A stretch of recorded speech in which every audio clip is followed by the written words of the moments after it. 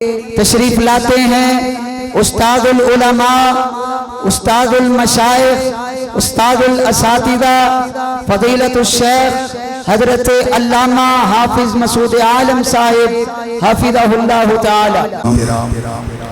حضرات، سامعین کرام، حاضرین محترم،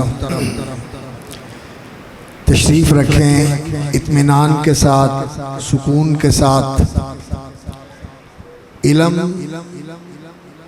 اور ذکر کی مجلس کا یہ ادب ہوتا ہے کہ انسان اس مجلس کے اندر سکون اور اطمینان کے ساتھ بیٹھے اور متوجہ ہو کر بات سنیں، کیونکہ یہ باتیں جو اللہ کی باتیں اور اللہ کے رسول کی باتیں آپ تک پہنچائی جاتی ہیں، ان باتوں کے لیے انسان کے دل میں تعظیم ہونی چاہیے، احترام ہونا چاہیے، اور انسان ان کے لیے جب تک متوجہ نہ ہو تو اس وقت تک ان کی برکات نصیب نہیں ہوتی۔ اس لیے اطمینان کے ساتھ تشریف رکھیں انشاءاللہ العزیز۔ حضرت ہمارے دلوں کی دھڑکن اور ہمارا بہت ہی عظیم سرمایہ علامہ ابتسام الہی صاحب ظہیر وہ راستے میں ہیں انشاءاللہ العزیز، تھوڑے ہی وقت میں وہ پہنچنے والے ہیں۔ میں آپ سے چند باتیں عرض کرنا چاہتا ہوں۔ امید ہے یہ بیٹے جنہوں نے قرآن حفظ کیا ہے ان کے والدین بھی یہاں موجود ہیں، اور دوسرے حضرات بھی جو اور خواتین بھی جو یہاں اس مجلس میں تشریف فرما ہیں، ان باتوں کی طرف آپ توجہ دیں گے۔ الحمدللہ رب العالمین والصلاة والسلام علی اشرف الانبیاء والمرسلین محمد وعلی آلہ واصحابہ ومن اہتدى بہدیہ ودعا بدعوتہ واستنى بسنتہ الی یوم الدین، واشہد ان لا الہ الا اللہ وحدہ لا شریک لہ واشہد ان محمدا عبدہ ورسولہ، وبعد۔ قال اللہ تبارک وتعالی ان هذا القرآن يهدي للتي هي اقوم۔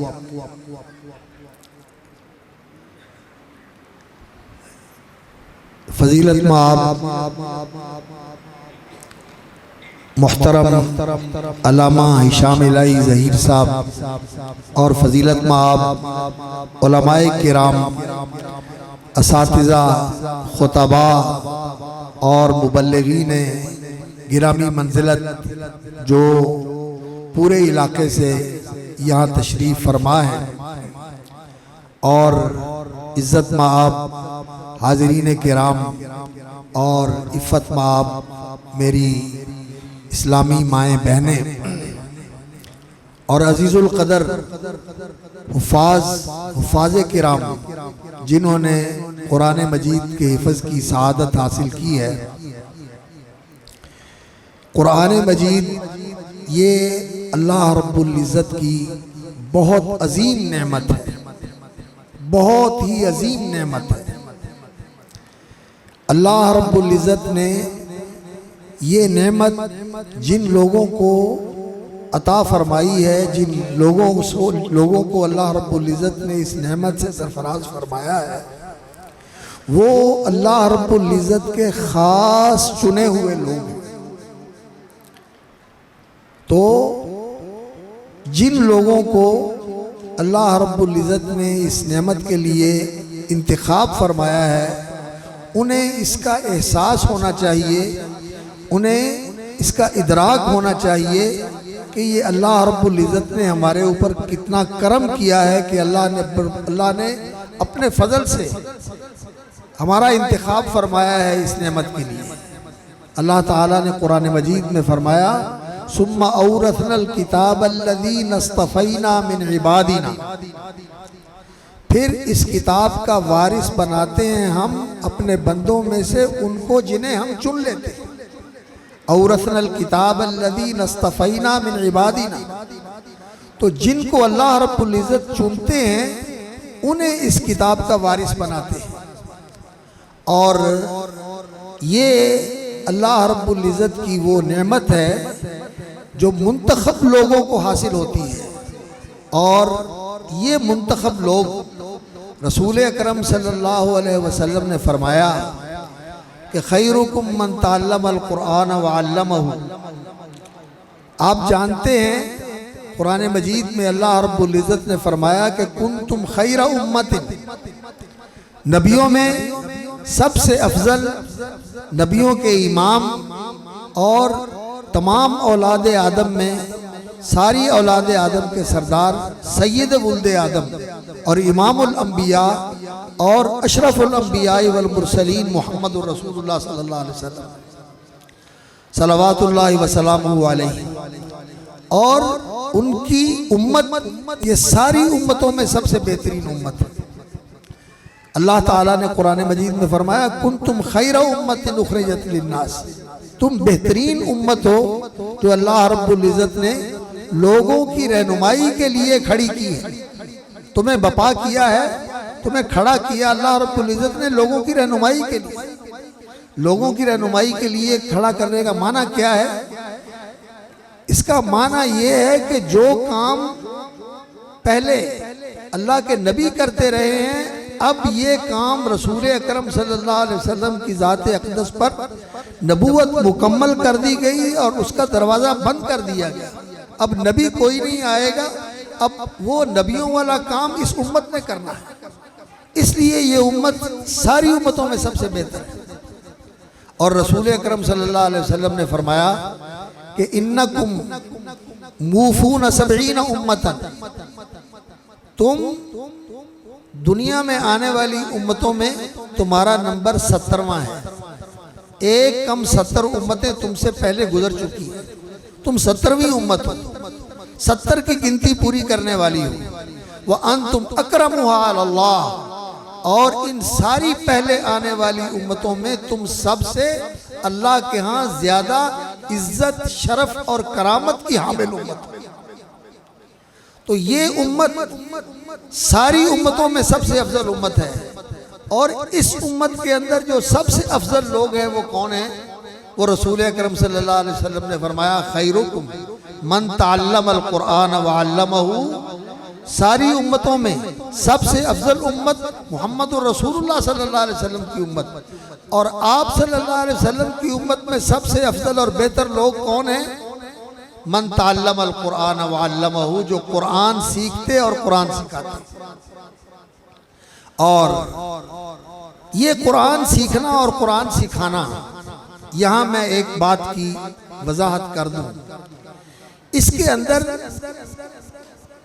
امت کے تمام افراد کو شریک ہونا چاہیے۔ قرآن کے سیکھنے اور قرآن کے سکھانے کے اندر سب کو شریک ہونا چاہیے، یہ صرف حفاظ تک محدود نہیں ہے، اس کا مصداق آپ سب بن سکتے ہیں، بڑے بھی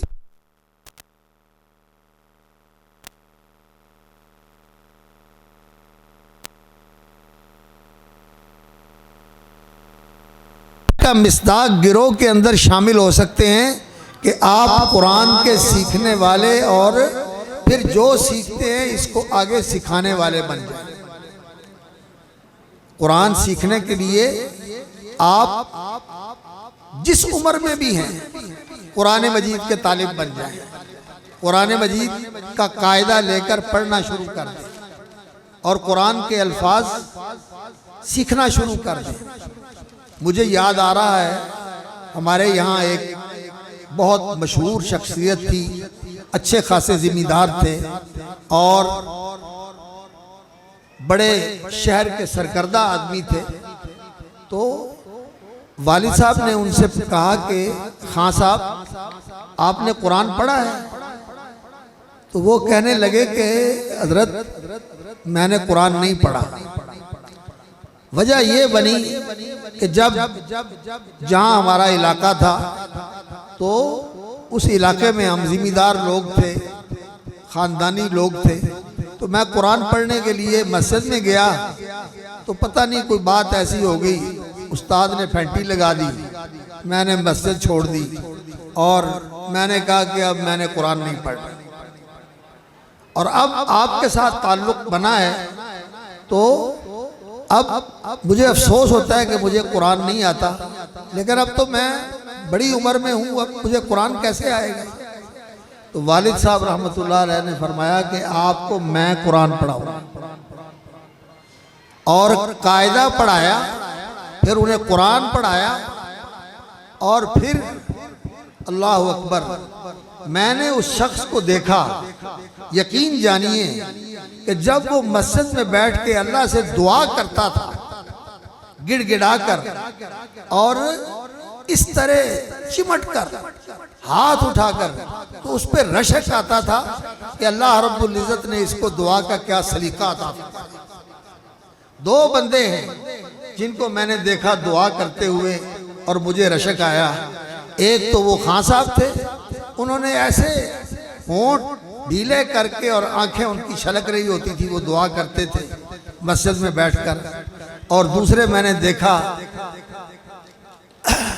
شام صاحب کے دادا جان حاجی ظہور الہی صاحب، اللہ اکبر، یہ مسجد چھوٹی مسجد تھی اس وقت، اور ان کا والد صاحب کے ساتھ تعلق تھا اور بڑا ہی محبت والا تعلق تھا، تو وہ والد صاحب سے ملنے کے لیے آیا کرتے تھے۔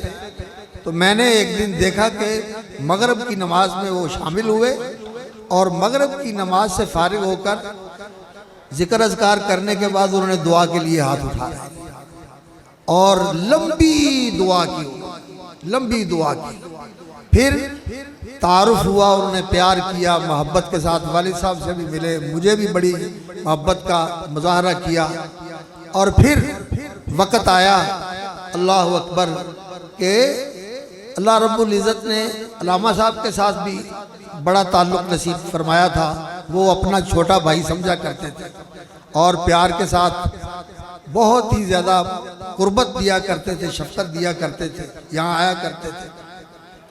تو حاجی ظہور الہی صاحب کے ساتھ جب ذرا قربت بڑھی تو وہ فرمانے لگے کہ کچھ لوگ ہیں جن کے لیے میں باقاعدہ تہجد کی نماز کے بعد دعا کرتا ہوں، ان لوگوں میں تیرے والد مولانا محمد یحییٰ بھی، میں ان کے لیے دعا کرتا ہوں کہ اس شخص نے اس بستی کے اندر جہاں شرک کا بہت بڑا اڈا ہے اور لوگوں کو شرک کی تعلیم دی جاتی ہے، اس اللہ کے بندے نے یہاں توحید کی روشنی پھیلائی ہے اور توحید کا ایک ایسا مرکز قائم کر دیا ہے اشاعت التوحید و سنہ کے نام سے، کہ جس سے توحید اس علاقے کے اندر پھیل رہی ہے۔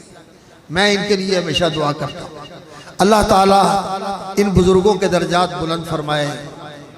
اور آج علامہ شام صاحب یہاں تقریر کر رہے تھے اور مجھے وہ وقت یاد آ رہا تھا جب علامہ صاحب رحمۃ اللہ علیہ کو ہم نے یہاں دعوت دی تھی کہ آپ نے خطاب کرنا ہے، والد صاحب بھی بیٹھے ہوئے تھے اور میں اسٹیج سیکرٹری تھا، میں بات کر رہا تھا۔ علامہ صاحب نے اس دن صبح کے وقت پشاور میں خطاب کیا اور دوپہر کے وقت لاہور میں خطاب کیا اور عشاء کے وقت یہاں آ گئے۔ تو میں نے اس دن کہا کہ یہ امت کا وہ سپوت ہے جو ہمارا سرمایہ ہے اور ہمیں اس کے اوپر فخر ہے، اللہ ان کے درجے بلند فرمائے۔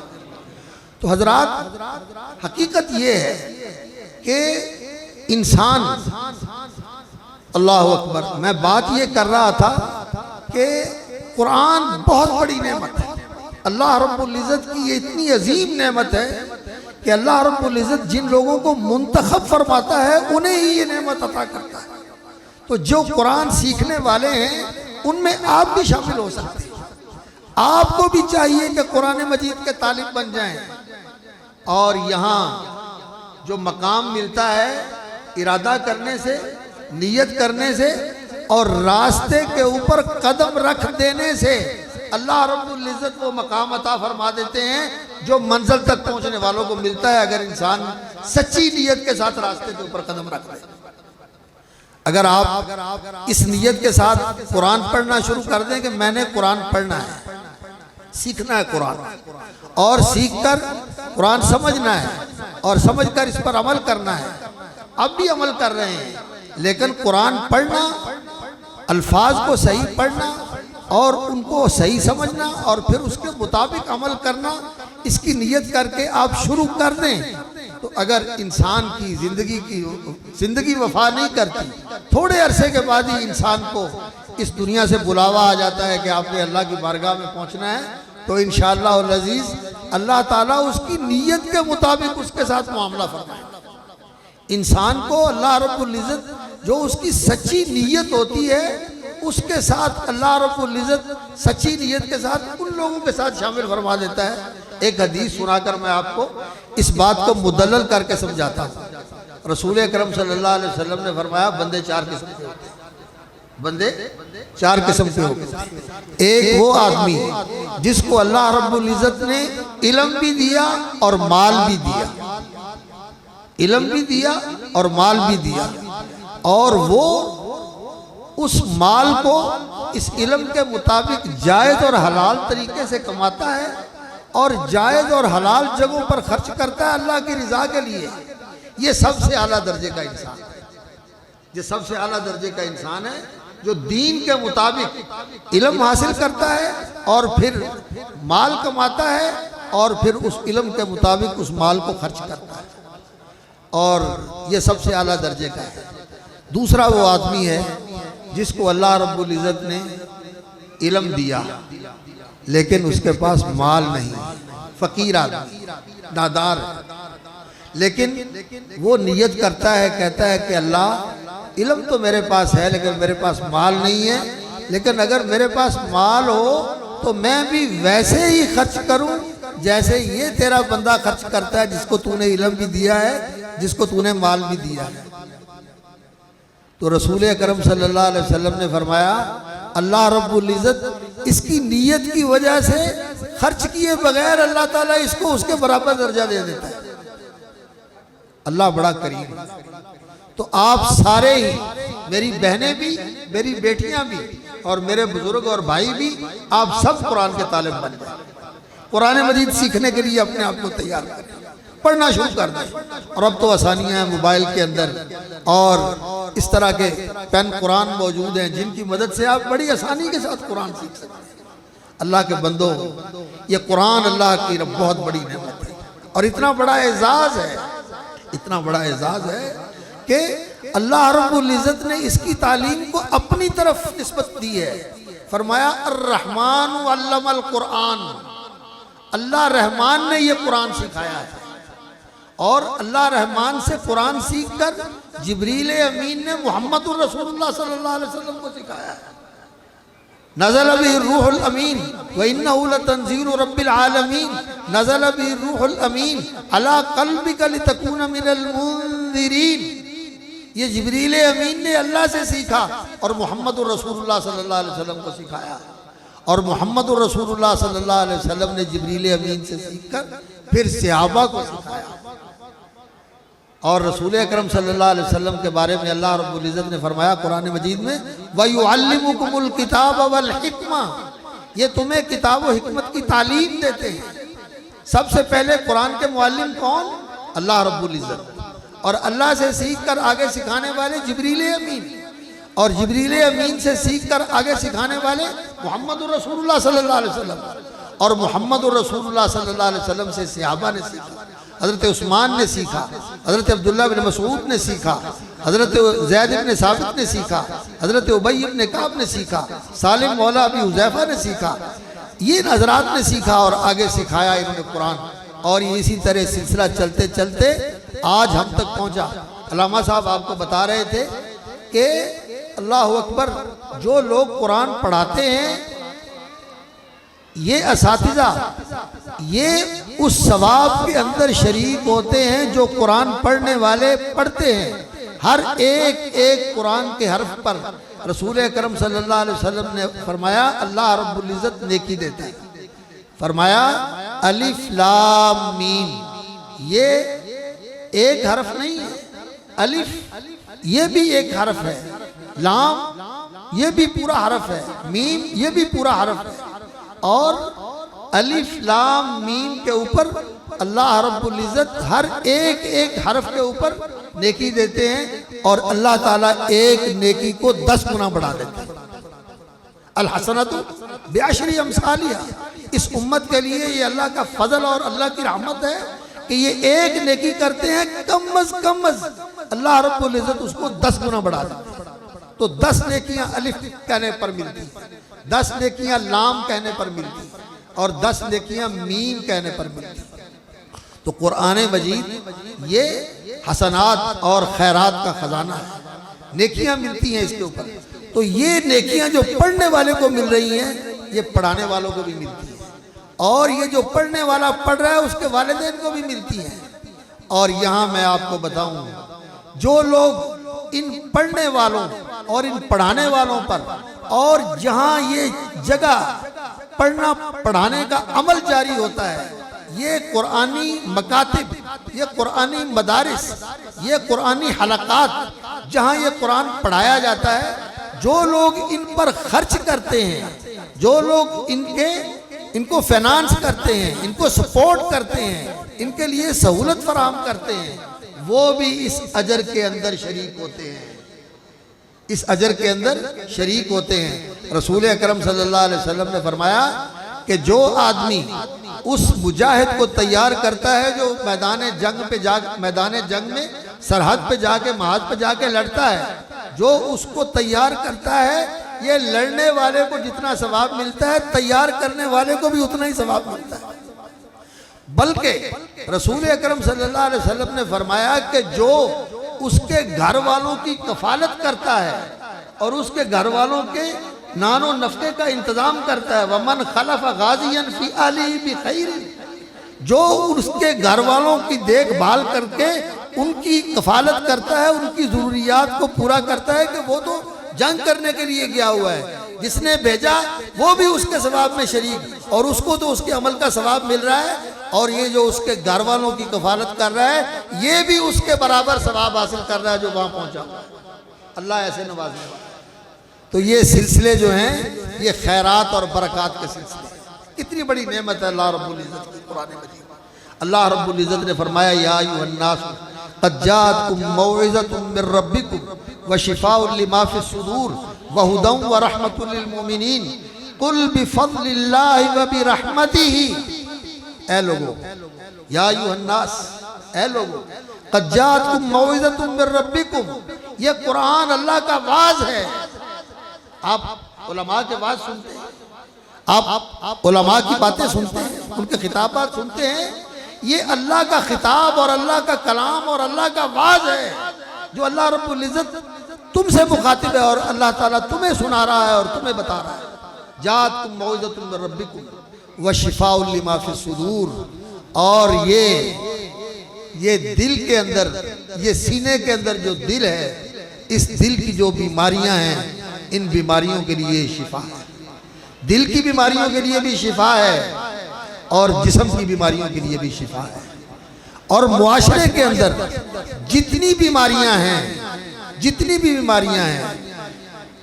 ظلم، زیادتی، منافقت، خیانت اور بدکاریاں، بدعملیاں، یہ سب بیماریاں ہیں۔ ان ساری بیماریوں کے لیے جو نسخہ شفا اللہ رب العزت نے نازل فرمایا وہ قرآن مجید ہے۔ قرآن ان ساری بیماریوں سے انسان کو بچا لیتا ہے اور ان ساری بیماریوں سے نکال لیتا ہے۔ شفاء لما فی الصدور، اور اصلاح اس کی دل سے شروع ہوتی ہے۔ دل اگر سدھر جائے، سنور جائے، تو پھر سارا جسم بھی سنور جاتا ہے اور سارا جسم ٹھیک ہو جاتا ہے۔ اور اگر دل بگڑا ہوا ہو تو جسم بھی بگڑتا ہے، اور جسم بگڑتا ہے، فرد بگڑتا ہے، تو سارا معاشرہ بگڑ جاتا ہے۔ تو شفاء لما فی الصدور، یہ سینے کی بیماریوں کے لیے شفا ہے۔ اور قل ھو للذین آمنوا ھدی و شفاء، اور نبی صلی اللہ علیہ وسلم نے فرمایا علیکم بالشفاءین، دو شفا کے خزانے ہیں، دو شفا کے سرچشمے ہیں، ان کو لازم پکڑو۔ جیسے علامہ صاحب آپ کو بتا رہے تھے کہ رسول اکرم صلی اللہ علیہ وسلم کے بیان کے ساتھ، آپ کی وضاحت کے ساتھ قرآن کا مفہوم واضح ہو جاتا ہے۔ قرآن مجید نے یہ کہا قُلْ هُوَ لِلَّذِينَ آمَنُوا هُدًى وَشِفَاءٌ کہ یہ اہل ایمان کے لیے شفا ہے، اور اللہ رب العزت نے فرمایا کہ یہ سینے کے لیے، جو سینے کے اندر بیماریاں ہیں، شفاء لما فی الصدور، ان کے لیے شفا ہے۔ لیکن رسول اکرم صلی اللہ علیہ وسلم نے فرمایا علیکم بالشفا، یہ مطلق شفا ہے۔ سچی بات یہ ہے کہ اگر قرآن کا نظام جو ہے وہ پوری زندگی کے اندر نافذ کر دیا جائے، ملک کا دستور اور قانون اس قرآن کو بنا دیا جائے، وہ راستہ اختیار کیا جائے جو قرآن نے بتایا ہے، تو پورے معاشرے کی بیماریاں ختم ہو سکتی ہیں۔ جیسا کہ عرب معاشرے کے اندر کیا بیماری ہے وہ جو نہیں تھی، ان کے اندر ظلم تھا، زیادتیاں تھی، سب کچھ تھا، اور معاشرہ جو ہے وہ بھوک اور افلاس کا مارا ہوا معاشرہ تھا۔ لیکن یہ قرآن آیا تو اللہ رب العزت نے برکات کے ساتھ اور رحمتوں کے ساتھ اس معاشرے کو مالا مال فرما دیا، ان کے سارے امراض دور ہو گئے، اور وہ انسان بن گئے جن کو دنیا کی امامت کا اللہ رب العزت نے شرف عطا فرمایا۔ لوگ ان کے پیچھے ہیں، اور حقیقت یہ ہے کہ پوری انسانی تاریخ کے اندر نبیوں کے بعد ایسے انسان نہیں ملتے جو رسول اکرم صلی اللہ علیہ وسلم کے صحابہ تھے، اور وہ جماعت جس کو قرآن کی روشنی میں، نبی صلی اللہ علیہ وسلم کی سنت کے روشنی میں آپ صلی اللہ علیہ وسلم نے تیار کیا تھا۔ پوری انسانی تاریخ کے اندر نبیوں کے بعد ایسے لوگ نہیں ملتے، یہ سب سے بہترین لوگ تھے، یہ قرآن کے لوگ تھے، قرآن نے ان کو تیار کیا تھا۔ تو ہماری ساری بیماریوں کا علاج قرآن کے اندر شفاء لما فی الصدور وہدی ورحمۃ للمؤمنین قل بفضل اللہ وبرحمتہ، فرمایا کہ یہ اللہ کا فضل ہے کہ اللہ نے تمہاری ہدایت کے لیے قرآن اتارا، اور یہ اللہ کی رحمت ہے کہ اللہ رب العزت نے الرحمن علم القرآن، تمہیں قرآن سکھایا ہے، اس کا سننا رحمت۔ اذا قرئ القرآن فاستمعوا له وانصتوا لعلکم ترحمون، جب قرآن پڑھا جائے تو کان لگا کر توجہ سے، خاموشی سے سنا کرو، مؤدب ہو کر، لعلکم ترحمون، تم پر رحمت اترے گی۔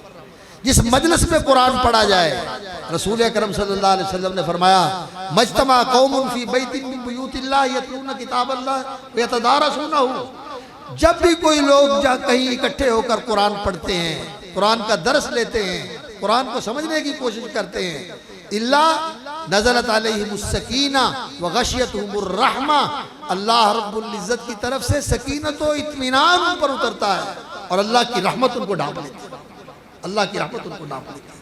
اس کا سننا رحمت، اس کا پڑھنا رحمت، اور اگر انسان اس کو سننے اور پڑھنے کے بعد اس کو سمجھے اور پھر اس پر عمل کرے تو پھر تو انسان رحمتوں سے نہال ہو جاتا ہے۔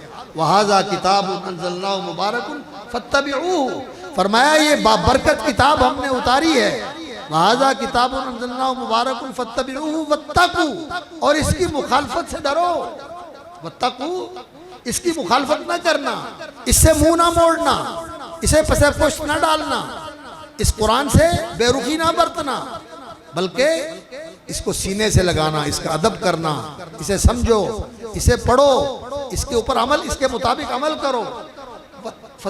وَهَذَا كِتَابٌ أَنزَلْنَاهُ مُبَارَكٌ فَاتَّبِعُوهُ وَاتَّقُوا لَعَلَّكُمْ تُرْحَمُونَ، قرآن مجید میں جہاں لعل اللہ کی طرف سے آتا ہے نا، تو اس کا معنی ہوتا ہے کہ یقیناً تم پر رحم کیا جائے گا، وہاں ترجیح کے لیے نہیں ہوتا، وہاں تعلیل کے لیے ہوتا ہے، تاکہ تم پر رحم کیا جائے۔ اللہ رب العزت کی رحمت اس پر عمل کرنے سے ملے گی، پڑھنے سے رحمت ملتی ہے، عمل کرنے سے رحمت ملتی ہے، اور اللہ اکبر اس کو سننے سے رحمت ملتی ہے۔ تو یہ رحمتوں کا خزانہ ہے قرآن مجید، اس لیے اللہ رب العزت نے فرمایا بفضل اللہ وبرحمتہ، اللہ کے اس فضل پر کہ اللہ نے آپ کو قرآن دیا، اور اللہ کی اس رحمت پر کہ اللہ رب العزت نے یہ رحمتوں کا خزانہ آپ کو دے دیا، جس کے ذریعے آپ اللہ کی رحمتیں حاصل کر سکتے ہیں۔ فَبِذَلِكَ فَلْيَفْرَحُوا، اس پر تمہیں خوش ہونا چاہیے۔ هُوَ خَيْرٌ مِّمَّا يَجْمَعُونَ، جو لوگوں نے جمع کر رکھا ہے، جائیدادیں بنا رکھی ہے، لوگوں نے اثاثے بنا رکھے ہیں، روپیہ پیسہ جمع کیا ہوا ہے، لوگوں نے جو کچھ بھی سمیٹا ہوا ہے دنیا کا، یہ اس سب سے بہتر ہے۔ هُوَ خَيْرٌ مِّمَّا يَجْمَعُونَ، جو کچھ لوگوں نے جمع کیا ہے اس سب سے بہتر ہے یہ، اس پر تمہیں خوش ہونا چاہیے۔ اور یہ ایسی عظیم نعمت ہے اللہ رب العزت کی کہ جس کو اللہ رب العزت یہ نعمت عطا فرما دے، اللہ نے اپنے پیغمبر صلی اللہ علیہ وسلم کو فرمایا اللہ اکبر. وَلَقَدْ آتَيْنَاكَ سَبْعًا مِّنَ الْمَثَانِي وَالْقُرْآنَ الْعَظِيمِ. فرمایا ہم نے آپ کو سبعًا من المثانی، یہ قرآن دیا. سبعًا من المثانی، یہ دہرائی جانے والی آیتوں کے 7 مجموعے عطا فرمائے. اس کے 2 معنی ہیں. ایک تو سبعًا من المثانی کا مصداق سورۃ الفاتحہ ہے، جیسا کہ نبی صلی اللہ علیہ وسلم نے حدیث میں فرمایا کہ یہ وہ السبع المثانی اور القرآن العظیم ہے جو اللہ نے مجھے عطا فرمایا. اس لیے کہ سورہ فاتحہ یہ ام القرآن ہے، یہ پورے قرآن مجید کے مضامین کو اپنے اندر سموئے ہوئے. پورا قرآن جو ہے وہ سورۃ فاتحہ کے اندر موجود ہے اپنے معانی اور مطالب کے لحاظ سے. جو قرآن کے اندر تفصیلات ہیں اجمال کے ساتھ اللہ رب العزت نے سورہ فاتحہ کے اندر وہ جمع کر دی، ام القرآن. اور پھر قرآن مجید کی منزلیں ہیں، قرآن مجید کی صورتوں کے مجموعے ہیں. سبع من المثانی والقرآن العظیم، یہ قرآن عظیم ہم نے آپ کو عطا کیا ہے. تو اس قرآن کے ملنے کے بعد لا تمدن عینیک الی ما متعنا بہ ازواجا منہم. اللہ اکبر. اب اس کے بعد جو ہم نے ان کو دے رکھی ہے دنیا کی یہ چیزیں، آپ ان کی طرف نگاہ اٹھا کے دیکھیں. قرآن اتنی بڑی دولت ہے.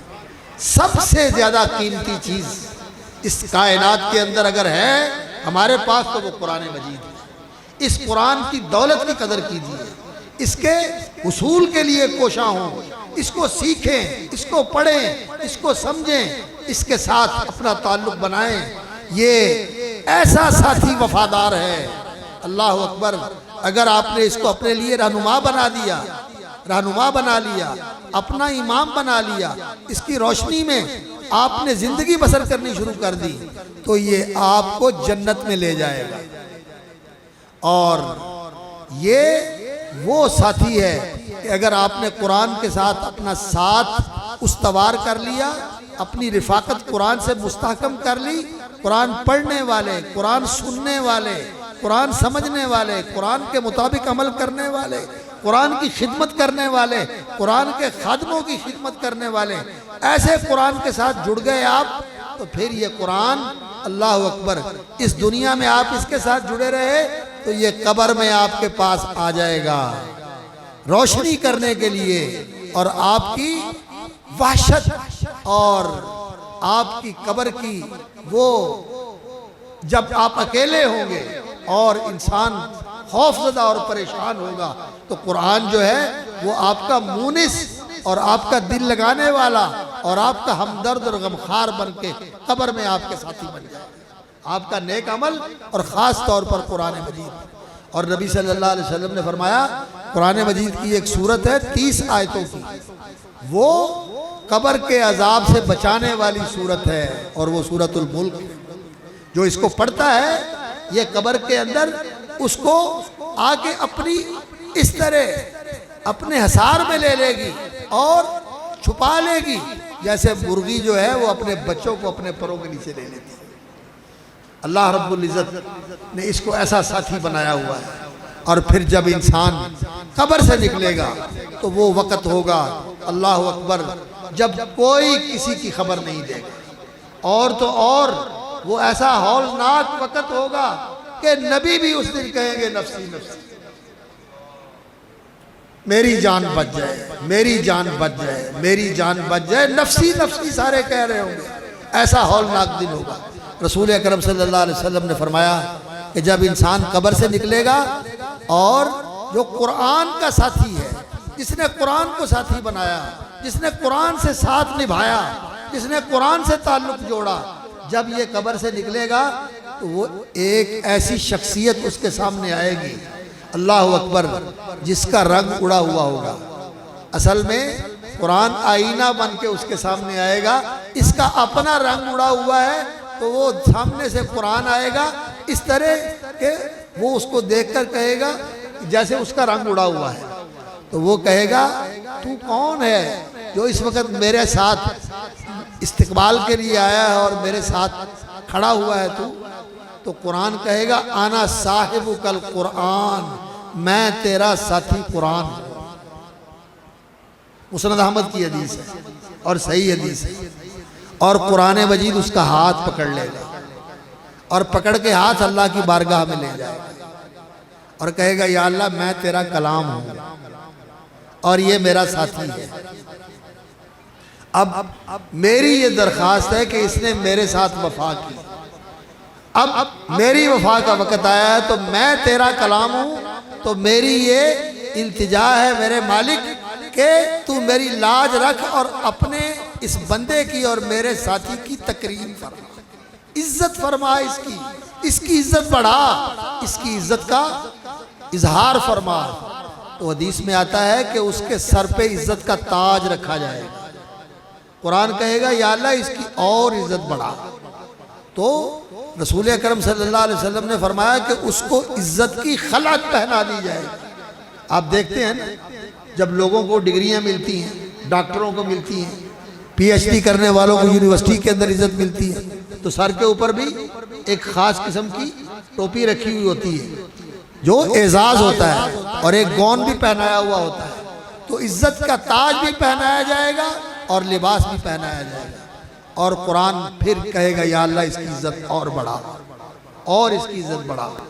تو اللہ رب العزت اس کو 2 پروانے دیں گے، ایک پروانہ ملے گا سیدھے ہاتھ میں کہ یہ تیرے لیے جنت کا پروانہ ہے کہ تیرے نام میں نے جنت الاٹ کر دی، اور دوسرا پروانہ اس کو دوسرے ہاتھ میں ملے گا کہ یہ تیری جنت تیرے لیے ہمیشہ ہمیشہ کے لیے ہے، کوئی تجھ سے چھینے گا نہیں، تیرے خلاف کوئی بغاوت نہیں ہوگی، کوئی انقلاب نہیں آئے گا، کوئی آگے یہ نہیں کہے گا کہ چل چھٹی کر اب تو یہاں سے نکل، اب ہمیں آگے لینے کے لیے کوئی بوٹوں والے نہیں آئیں گے، کوئی دوسرے تیسرے نہیں آئیں گے، یہ ہمیشہ ہمیشہ کے لیے تیرے پاس ہے۔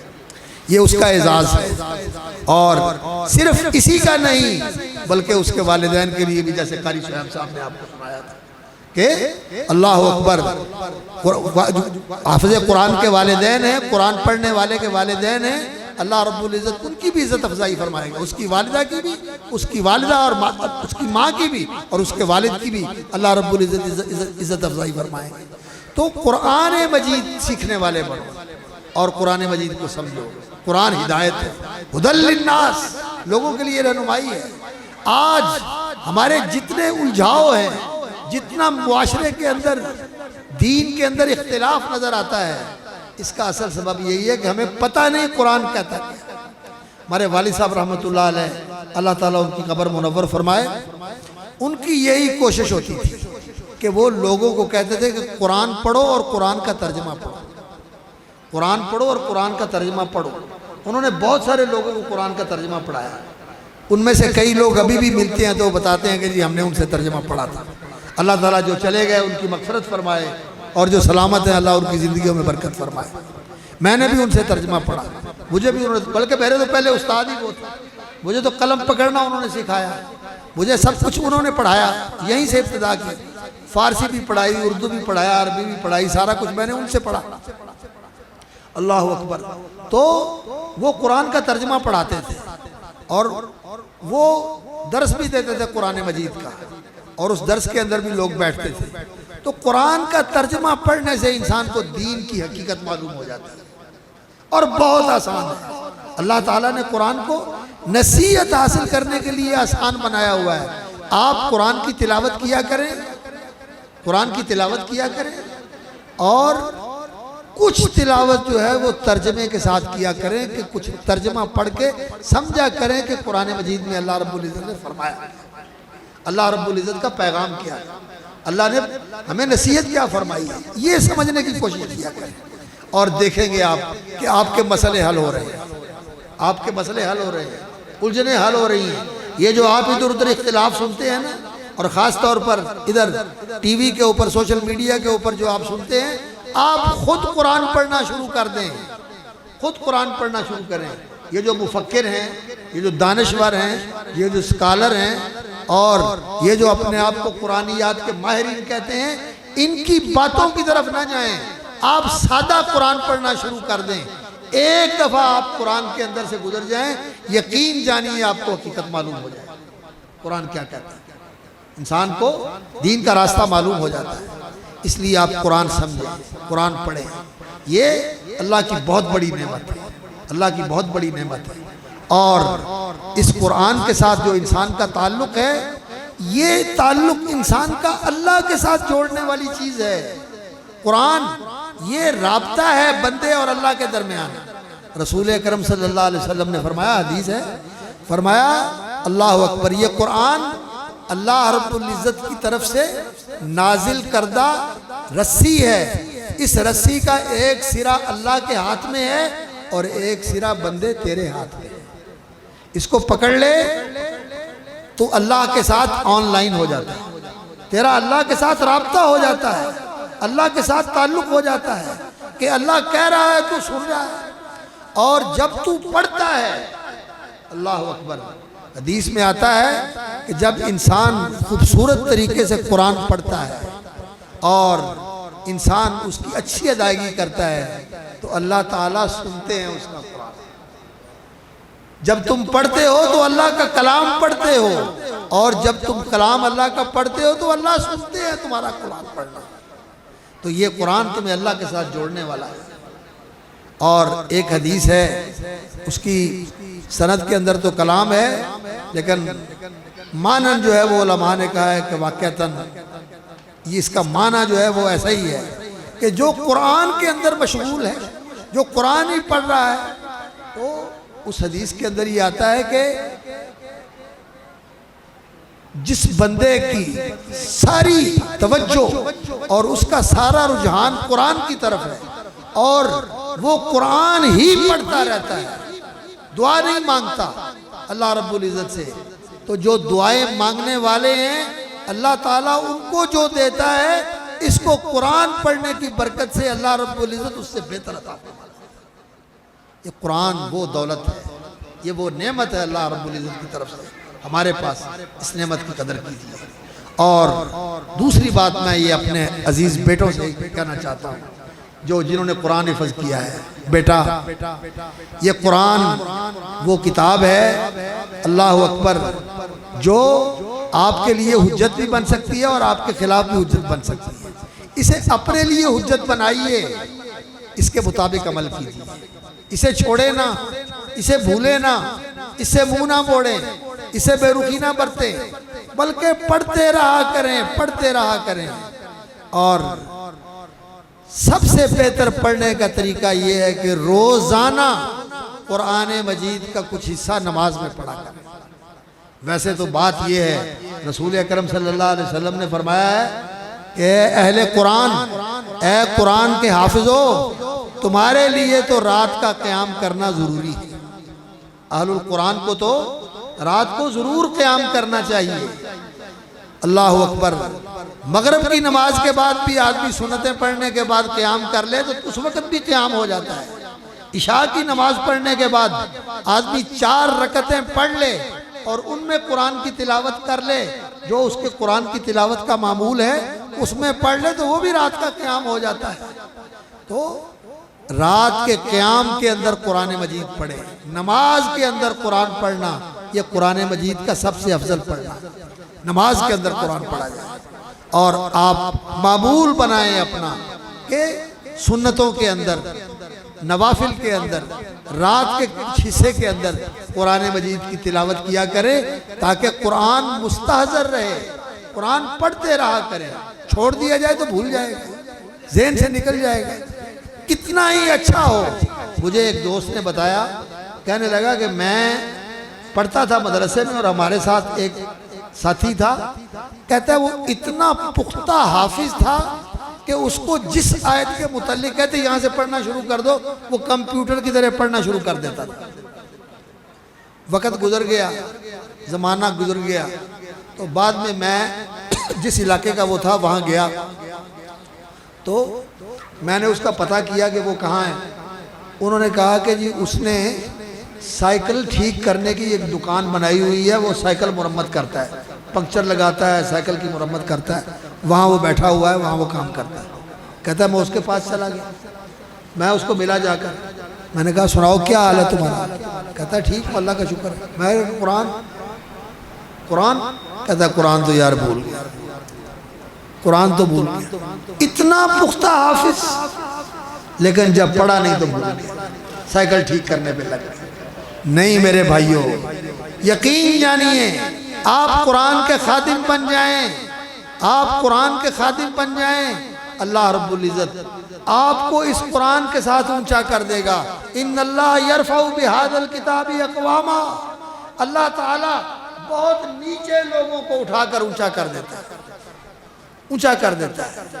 بہت ایسے لوگوں کو میں نے دیکھا جو بڑے پست خاندانوں سے تعلق رکھتے تھے، جن کو لوگ نیچ سمجھتے ہیں۔ انسان سارے برابر ہیں انسانیت کے اندر، اللہ کے ہاں درجہ نہ کسی ذات کا ہے، نہ کسی شکل کا ہے، نہ کسی سٹیٹس کا ہے، اللہ کے ہاں درجہ تو نیکی اور تقوی کا ہے۔ انسان سارے انسان ہیں، انسان ہونے میں سارے ایک، حضرت آدم اور اماں حوا کی اولاد ہیں اور اللہ کی مخلوق ہیں، اور دنیا میں آنے کا پروسیس بھی سب کا ایک ہے اور جانے کا بھی پروسیس ایک ہے، اللہ اکبر۔ اور کھانا پینا اور اس کے بعد بھی سارے سلسلے ایک ہی جیسے ہیں سارے انسانوں۔ اصل چیز تو انسان کا نیکی اور تقوی ہے، جس کے ساتھ انسان کی عظمت ہوتی ہے۔ تو اللہ رب العزت کے ہاں تو اس کی قدر و قیمت ہے۔ تو بہرحال لوگوں کی نظر میں جو لوگ نیچ ہوتے ہیں، ان میں سے کچھ لوگ اٹھے، عالم بنے، قاری بنے، دین کے عالم بنے، دین کے محافظ بنے۔ اللہ رب العزت نے انہیں عزتیں اور سرفرازیاں عطا فرمائیں، انہیں اللہ نے سربلندیاں عطا فرمائیں۔ تو اس کتاب کے ذریعے اللہ تعالیٰ لوگوں کو رفعت عطا فرماتا ہے۔ آپ قرآن سے جڑے رہیں، قرآن کو بھولے نہیں، قرآن کو فراموش نہ کریں۔ اور اب آپ لوگوں نے حفظ کر لیا ہے تو اس کے بعد اللہ تعالیٰ توفیق عطا فرمائے تو قرآن کے عالم بنے، کم از کم ترجمہ تو ضرور پڑھ لیں، ترجمہ تو ضرور پڑھ لیں، تاکہ جب آپ تلاوت کر رہے ہوں تو آپ کو معلوم ہو کہ میں کیا پڑھ رہا ہوں، تو پھر قرآن پڑھنے کی لذت اور ہو جاتی ہے۔ اور دوسری بات یہ ہے کہ قرآن مجید جو ہے اس کا حق ہے کہ جو پڑھا ہے اس کو آگے پڑھایا جائے، آگے سکھایا جائے۔ اللہ تعالیٰ پڑھانے کی توفیق عطا فرمائے۔ اپنے گھر والوں کو پڑھاؤ، اپنے محلے میں پڑھاؤ، اور جہاں کہیں موقع ملتا ہے قرآن کا قاعدہ پڑھاؤ، قرآن کا سپارہ پڑھاؤ، جو کچھ بھی توفیق ہو جائے۔ ہمارے بزرگ انہوں نے آج یہاں آنا تھا لیکن وہ صحت کی کمزوری کی وجہ سے آ نہیں سکے۔ مولانا عبدالرشید مجاہد آبادی، اللہ ان کی زندگی میں برکت فرمائے اور ان کا سایہ عاطفت سلامت رکھے۔ مجھے وہ دن یاد آ رہا ہے، وہ باہر اڈے والی مسجد مکمل ہوئی تھی تو والد صاحب رحمۃ اللہ علیہ نے ان کو دعوت دی کہ وہ یہاں تشریف لائیں اور یہاں آ کر دعا کریں۔ وہ بھی والد صاحب کے ساتھی بہت محبت کرنے والے تھے ان سے، اور والد صاحب ان کا بڑا احترام کرتے تھے۔ تو اس وقت مجھے یاد ہے والد صاحب رحمۃ اللہ علیہ نے فارسی کا ایک شعر پڑھا، کہنے لگے صحبت یکسات با اولیاء بہترت ست سالتات بیریا۔ کہتے ہیں کہ یہ اللہ کے ولی ہیں، اولیاء اللہ میں سے ہیں میری نظر میں، اور کسی اللہ کے ولی کے ساتھ انسان کچھ وقت گزار لے اس کی صحبت میں، اور ان کی صحبت تو واقعتاً ایسی ہے، آدمی ان کے پاس چلا جائے تو انسان کی ساری توجہ اللہ اور آخرت کی طرف ہو جاتی ہے، ان کی باتیں دل کے اندر اترتی چلی جاتی ہیں۔ تو والد صاحب رحمۃ اللہ علیہ نے فرمایا کہ ایسے لوگوں کے ساتھ مجلس کرنا اور ان کی صحبت میں بیٹھنا یہ بڑی لمبے عرصے عبادت ریاضت کرنے سے بہتر ہے کہ یہاں وہ حاصل ہو جاتا ہے تو اس طرح حاصل نہیں ہوتا۔ تو یہ بزرگ بتانے لگے کہ ان کے جو استاد تھے، اور وہ حضرت والد صاحب رحمۃ اللہ علیہ کے استاد تھے میاں باقر صاحب رحمۃ اللہ علیہ، وہ فرمانے لگے کہ بیٹا دین کا علم پڑھا ہے اس کو پڑھانا، اور یہ ضروری نہیں ہے کہ پڑھنے کے بعد یہ کہنا کہ مجھے اعلیٰ مسند ملے۔ عالم بنا ہے تو کہے کہ میں نے بخاری پڑھانی ہے اور میں نے حدیث پڑھانی ہے، میں نے تفسیر پڑھانی ہے۔ اگر قاعدہ، بنیادی قاعدہ جو ہے یسرنا القرآن کا یا نورانی قاعدہ یا قرآنی قاعدہ، یہی پڑھانے کی سعادت انسان کو مل جائے تو یہ بھی بہت بڑی سعادت ہے، یہ بھی بہت بڑی سعادت ہے۔ تو قرآن پڑھانا چاہیے، پڑھانا چاہیے، قرآن اس کی تعلیم دینی چاہیے، ترجمہ پڑھائیں، قرآن پڑھائیں، اس کے معلم بنیں، تاکہ خیرکم من تعلم القرآن وعلمہ، اس کے زمرے میں انسان آ جائے۔ اور اللہ رب العزت کیسے نوازتا ہے قرآن مجید پڑھنے پڑھانے والوں کو۔ مجھے یاد آ رہا ہے امام نافع جو مدینہ منورہ میں قرآن کے قاری تھے، مدینہ منورہ میں قرآن کے معلم اور قرآن کے قاری تھے۔ وہ سانولا رنگ تھا، گہرا سانولا رنگ تھا، سانولا رنگ تھا ان کا، اور نقش بھی کوئی ایسے خوبصورت نہیں تھے۔ اللہ اکبر۔ لیکن جب کوئی ان کے پاس بیٹھتا تو ہمارا یہ حال ہے کہ جب کوئی ہمارے پاس بیٹھتا ہے تو ہمارے منہ سے اسمیل آتی ہے اور انسان دور ہو جاتا ہے، بیماری بھی ہوتی ہے، اور کئی ایسی چیزیں ہیں جو ہم نے اپنے ساتھ لگائی ہوئی ہیں جن کی وجہ سے منہ سے بدبو آتی ہے، سگریٹ وغیرہ۔ یہ تو بالکل نہیں پینا چاہیے، بیماری کا بھی انسان کو علاج کرنا چاہیے، مسواک کرنی چاہیے، اور ایسی چیزوں کا استعمال کرنا چاہیے جس کے ساتھ منہ سے اسمیل نہ آئے۔ لیکن ان کے پاس جو کوئی بیٹھتا تو ان کے منہ سے کستوری کی خوشبو آتی، کستوری کی خوشبو آتی۔ ان سے پوچھا گیا کہ یہ آپ کے منہ سے کستوری کی خوشبو آتی ہے، اس کی وجہ کیا ہے؟ کہنے لگے آپ نے پوچھ لیا تو اب یہ راز میں آپ کو بتا دیتا ہوں۔ بات یہ ہے کہ میں قرآن پڑھا اور یہاں مسجد نبوی میں قرآن پڑھا تھا، ساری زندگی مسجد نبوی میں قرآن پڑھایا۔ نافع کی قرات، مدنی قرات جو ہے، مدینے کی قرات نافع کی قرات ہے۔ اللہ اکبر۔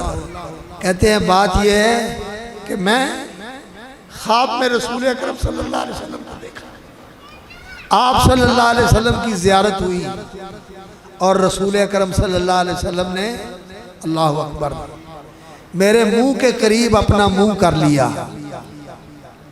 میرے منہ کے قریب اپنا منہ کر لیا، اور میرے منہ میں لعاب بھی ڈالا اور قرآن بھی پڑھا۔ وہ دن اور آج کا دن میرے منہ سے کستوری کی خوشبو آتی ہے۔ میرے بھائیوں، یہ قرآن ہے، اس نے لوگوں کو کہاں سے کہاں پہنچا دیا، اور ہم لوگ ہیں کہ ہمارا قرآن کے ساتھ جو تعلق ہے وہ ہم جانتے ہیں، اخبار پڑھنا، فلاں چیز دیکھنا، فلاں چیز دیکھنا، فلاں چیز دیکھنا، اور یہ اس موبائل نے تو لوگوں کو دیوانہ کر دیا۔ پتہ نہیں کیا واہیات چیزیں سنتے رہتے ہیں اور دیکھتے رہتے ہیں اور ان کے اندر الجھے رہتے ہیں، قرآن سننے اور پڑھنے کی توفیق نہیں۔ اور چلو آپ نے موبائل رکھا ہوا تو آپ قرآن سنیں، قرآن پڑھا کریں، قرآن پڑھا کریں۔ یہ قرآن بہت ہی عظیم نعمت ہے، اس کی قدر کیجیے، اور قرآن کی تعلیم کے اداروں کو مضبوط کیجیے۔ قرآن اگر صحیح معنوں میں پڑھا جائے اور پڑھایا جائے اور اس کے مطابق تربیت کی جائے تو قرآن مجید انسان کو صحیح انسان بنا دیتا ہے۔ دنیا میں سب سے کامل انسان کون ہے؟ محمد الرسول اللہ صلی اللہ علیہ وسلم۔ سب سے افضل، سب سے اکمل، سب سے اعلیٰ، سب سے عرفہ، اور اللہ تعالیٰ کے سب سے زیادہ محبوب انسان محمد الرسول اللہ صلی اللہ علیہ وسلم۔ اور آپ کیا تھے؟ آپ کی زندگی کیا تھی؟ قرآن۔ اگر عملاً کوئی قرآن دیکھنا چاہتا ہے کہ کیسا ہونا چاہیے انسان کو، تو سب سے کامل نمونہ قرآنی زندگی کا محمد الرسول اللہ صلی اللہ علیہ وسلم۔ محمد الرسول اللہ صلی اللہ علیہ وسلم وہ انسان تھے جیسا قرآن انسان بنانا چاہتا ہے۔ تو رسول اکرم صلی اللہ علیہ وسلم کے اسوے کو سامنے رکھے اور قرآن کی تعلیمات کو سامنے رکھے تو انسان بہت ہی اعلیٰ درجے کا انسان بن جاتا ہے، اور پھر اس کو اللہ رب العزت جنت کی بادشاہت کا وارث بنا دیتے ہیں۔ اور یہ قرآن پھر جنت کی بادشاہت جب اسے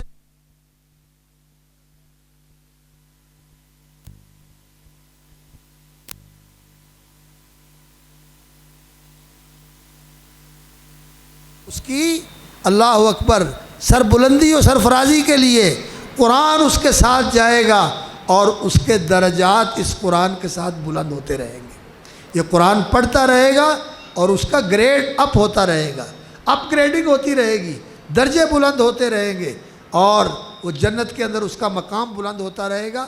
اور جنت کے اتنے مدارج ہیں، اللہ ہی بہتر جانتا ہے، اللہ ہی بہتر جانتا ہے جنت کے کتنے درجات ہیں؟ اللہ اکبر، اللہ ہی بہتر جانتا ہے۔ بہت بڑی جنت ہے اور بہت زیادہ اس کے اندر درجات ہیں۔ تو یہ قرآن وہاں بھی انسان کے درجات کی بلندی کا ذریعہ بنے گا۔ تو قرآن کے ساتھ جڑیں، تو ان قرآن کے مدارس کو مضبوط کریں، ان قرآنی اداروں کو مضبوط کریں اور اپنی اولاد کو قرآن سکھائیں، قرآن پڑھائیں۔ اور یہ جن کو آپ قرآن پڑھاتے ہو نا، یہ نسبتاً دوسروں سے بہتر ثابت ہوتے ہیں، دوسروں سے بہتر ثابت ہوتے ہیں۔ ایک آدمی ملتان کا رہنے والا تھا، مجھے ملا، کہنے لگا حافظ صاحب میں نے اپنے بچوں کو بہت کچھ پڑھایا، لیکن ایک میرا بچہ جو ہے وہ ٹانگ سے معذور تھا، اس کو میں نے کہا اس کو مدرسے میں داخل کروا دیں، اس کو میں نے مدرسے میں داخل کروا دیا، وہ قرآن کا حافظ بن گیا۔ کہتا جن کو پیسے لگا لگا کر میں نے یونیورسٹیوں میں اور کالجوں میں پڑھایا وہ سارے ہی منہ موڑ گئے، زندگی کا پچھلا وقت آیا ان سب نے منہ موڑ لیا، وہ اب میرے پاس نہیں آتے، یہ جو حافظ ہے یہی میری خدمت کرتا ہے اور یہی مجھے سنبھالتا ہے، یہی مجھے سنبھالتا ہے۔ یہ تو خیر دنیا کی بات ہے، لیکن آخرت کی بات یہ ہے کہ اس کی نیکیاں انشاءاللہ العزیز آپ کو پہنچتی رہیں گی۔ اس لیے اپنی اولاد کو قرآن پڑھایا کریں۔ اور یہاں میں اپنے ان عزیزوں کو یہ کہوں گا کہ بیٹا حافظ بن کے اور قرآن کے حامل بن کے آپ ایسا کردار نہ بننا، ایسی شخصیت نہ بننا کہ لوگوں کو قرآن سے روکنے والے بن جاؤ۔ میری بات غور سے سننا، کہ انسان ہو قرآن کا حافظ اور کردار اس کا ایسا ہو کہ لوگ کہیں توبہ، ہم نے اپنے بچے کو قرآن نہیں پڑھانا کہ اس طرح کا بن جائے جس طرح کا یہ ہے، تو وہ قرآن سے روکنے کا سبب بن جائے، یا صدور عن سبیل اللہ، اللہ کے راستے سے روکنے والا بن جائے۔ یہ انسان کی انتہائی بدبختی ہے۔ اس لیے ایسا نہیں بننا، بلکہ ایسا بننا چاہیے کہ لوگ آپ کو دیکھ کے کہیں کہ یہ قرآن کا حافظ ہے، میرے بچہ بھی قرآن کا حافظ بن جائے، میرا بچہ بھی قرآن کا حافظ بن جائے۔ مجھے یاد ہے علامہ صاحب جب مدینہ یونیورسٹی سے فارغ ہو کے آئے تو لاہور ملاقات ہوئی ان کے ساتھ، میں بھی والد صاحب کے ساتھ گیا تھا، تو دفتر کے اندر جمعیت اہل حدیث کے دفتر میں علامہ صاحب کے ساتھ ملاقات ہوئی، تو میرا والد صاحب نے بتایا یہ بیٹا مسعود ہے، اس نے قرآن حفظ کر لیا ہے، تو اس کو مدینہ یونیورسٹی بھیجنا ہے۔ تو علامہ صاحب نے آگے بڑھ کے سینے سے لگا لیا، کہنے لگے انشاءاللہ یہ جائے گا مدینہ یونیورسٹی، یہ مدینہ یونیورسٹی جائے گا انشاءاللہ العزیز۔ تو جب انسان دوسرے کو دیکھے تو اس کے دل میں یہ شوق پیدا ہو کہ میں بھی اس کو ایسا بناؤں، ایسا بننا چاہیے انسان کو کہ لوگ تمنا کریں کہ ہم اپنی اولادوں کو ایسا بنا لیں۔ اور یقین جانیے کہ اللہ کی نعمت قرآن اور یہ اللہ کی رحمت کا خزانہ یہ ایسا ہے کہ اگر آپ اس کے ساتھ سچی وابستگی اختیار کریں اور دلی وابستگی اختیار کریں اور پھر اللہ رب العزت سے مانگیں، تو جو قرآن پڑھنے والے ہیں اہل القرآن، یہ خاص اللہ والے ہیں اور یہ اللہ کے خاص الخاص لوگ ہیں۔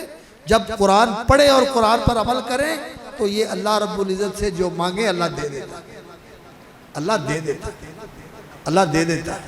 اس لیے قرآن مجید کے ساتھ تعلق استوار رکھیں، اس کو پڑھتے رہا کریں اور اس کو سمجھنے کی کوشش کریں، اس کی زبان سمجھیں، اس کا ترجمہ سمجھیں اور اس کے مطابق زندگی بنائیں اور اس کے خادم بنیں۔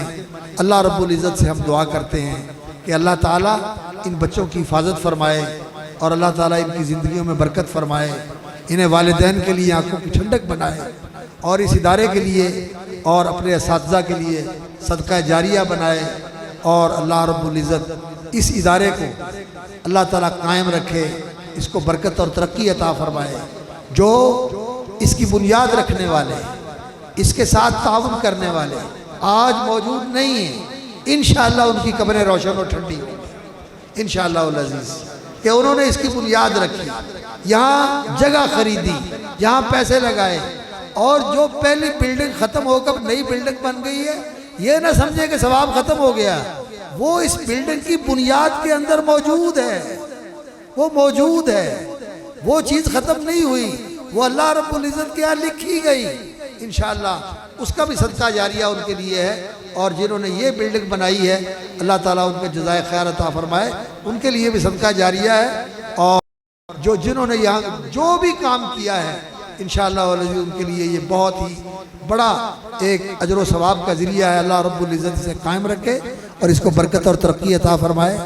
دعا کرتے ہیں میرے برادر گرامی محمود الحسن بزمی صاحب ڈاکٹر صاحب کے لیے، اللہ ان کی صحت میں برکت کرے، زندگی میں برکت کرے، صلاحیتوں اور توانائیوں میں برکت کرے۔ اسی طرح مولانا عثمان منیب صاحب ہمارے عزیز ہیں جو اس مرکز کے ماشاءاللہ روح رواں ہیں، مولانا عبید الرحمن صاحب ہیں ماشاءاللہ اس مسجد پر ماشاءاللہ کام کر رہے ہیں، اور والد صاحب کی زندگی میں یہ آئے، وہ بیٹا بنا کے ان کو یہاں لے کے آئے تھے، یہ یہاں ہیں۔ اور اسی طرح والد صاحب کے دوسرے شاگرد اور ان کے شاگردوں کے شاگرد، وہ بچے جو یہاں پڑھتے رہے ہیں، یہ سب اللہ رب العزت ان کی زندگیوں میں برکت فرمائے، جو یہاں پڑھانے والے ہیں، پڑھنے والے ہیں، جو بھی کام کرنے والے ہیں، اللہ ان کی زندگیوں میں برکت فرمائے، ایمان کی سلامتی کے ساتھ، صحت و عافیت کے ساتھ، عزت و کرامت کے ساتھ، نیکی کی توفیق کے ساتھ اللہ تعالیٰ ان کو ہمیشہ قائم رکھے، اور اللہ ان کو برکتوں کے ساتھ ہمیشہ مزید برکتوں کے ساتھ نوازے، اور اللہ تعالیٰ اس ادارے کو قائم رکھے۔ اللہ رب العزت، میرا خیال ہے مولانا تو اس لیے تشریف نہیں لائے کہ ان کی صحت ٹھیک نہیں تھی، اور علامہ صاحب بھی آ گئے ہیں الحمدللہ۔ بڑی خوشی کی بات ہے کہ اللہ رب العزت علامہ ابتسام الہی ظہیر حافظہ اللہ، اللہ تعالیٰ ان کی صحت بحال فرمائے اور ان کی زندگی میں برکت فرمائے۔ یہ ہمارا بہت ہی قابل فخر اثاثہ ہے، اللہ تعالیٰ ان کی زندگی میں برکت فرمائے اور ان کو صحت و عافیت کے ساتھ ہمیشہ قائم رکھے کہ یہ دین کا دفاع کرتے رہیں، دین کا دفاع کرتے رہیں، دین کا دفاع کرتے رہیں، اور اسلام کا جھنڈا اٹھائے رکھیں، اور اپنے والد گرامی منزلت اللہ ان کے درجے بلند فرمائے، ان کے مشن کی آبیاری کرتے رہیں۔ اور یہ الحمدللہ ہمارے لیے بہت بڑا سرمایہ افتخار ہیں، اپنے والد کے بہترین جانشین ہیں، اللہ رب العزت ان کی زندگی میں برکت فرمائے۔